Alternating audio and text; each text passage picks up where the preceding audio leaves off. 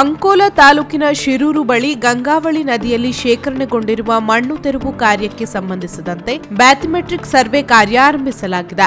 ಈ ಸರ್ವೆ ಕಾರ್ಯದಲ್ಲಿ ಬಂದರು ಇಲಾಖೆಯ ಇಂಜಿನಿಯರ್ ರಾಜ್ಕುಮಾರ್ ಹಾಗೂ ಜಿಲ್ಲಾಧಿಕಾರಿ ಕಚೇರಿಯ ಪ್ರಾಕೃತಿಕ ವಿಕೋಪ ವಿಭಾಗದ ಸಹಾಯಕ ನಿರ್ದೇಶಕ ಪ್ರಶಾಂತ್ ಭಾಗವಹಿಸಿದ್ದರು. ಅಧಿಕಾರಿಗಳು ನದಿ ಪ್ರದೇಶವನ್ನು ಪರಿಶೀಲಿಸಿ ಮುಂದಿನ ಹಂತದ ಕಾರ್ಯಾಚರಣೆಗೆ ಅಗತ್ಯ ತಯಾರಿ ನಡೆಸಿದರು. 2024 ಜುಲೈನಲ್ಲಿ ಸಂಭವಿಸಿದ ಭೀಕರ ಗುಡ್ಡ ಕುಸಿತದ ಬಳಿಕ ಅಪಾರ ಪ್ರಮಾಣದ ಮಣ್ಣು ಮತ್ತು ಕಲ್ಲುಗಳು ಗಂಗಾವಳಿ ನದಿಯ ಒಳಭಾಗದಲ್ಲಿ ಶೇಖರಣೆಗೊಂಡು ದಿಬ್ಬದಂತಾಗಿ ರೂಪುಗೊಂಡಿದ್ದವು. ಈ ಕಾರಣದಿಂದ ನದಿಯ ಹರಿವು ಮತ್ತು ಆಳದ ಅಧ್ಯಯನ ಅಗತ್ಯವಾಗಿದ್ದು, ಇದೀಗ ಬ್ಯಾಥಮೆಟ್ರಿಕ್ ಸರ್ವೆ ಕೈಗೊಳ್ಳಲಾಗಿದೆ. ಈ ಸರ್ವೆ ಮೂಲಕ ಸೋನಾರ್, ಜಿಪಿಎಸ್ ಮತ್ತು ಲಿಡಾರ್ ತಂತ್ರಜ್ಞಾನಗಳನ್ನು ಬಳಸಿ ನದಿಯ ತಳಭಾಗದ ನಿಖರ ನಕ್ಷೆ ಸಿದ್ಧಪಡಿಸಲಾಗುತ್ತಿದೆ. ಮುಂದಿನ 3 ರಿಂದ 4 ದಿನಗಳಲ್ಲಿ ಅಗತ್ಯ ಯಂತ್ರೋಪಕರಣಗಳ ನೆರವಿನಿಂದ ಮಣ್ಣು ತೆರವು ಕಾರ್ಯ ಆರಂಭಗೊಳ್ಳಲಿದೆ ಎಂದು ತಿಳಿದುಬಂದಿದೆ.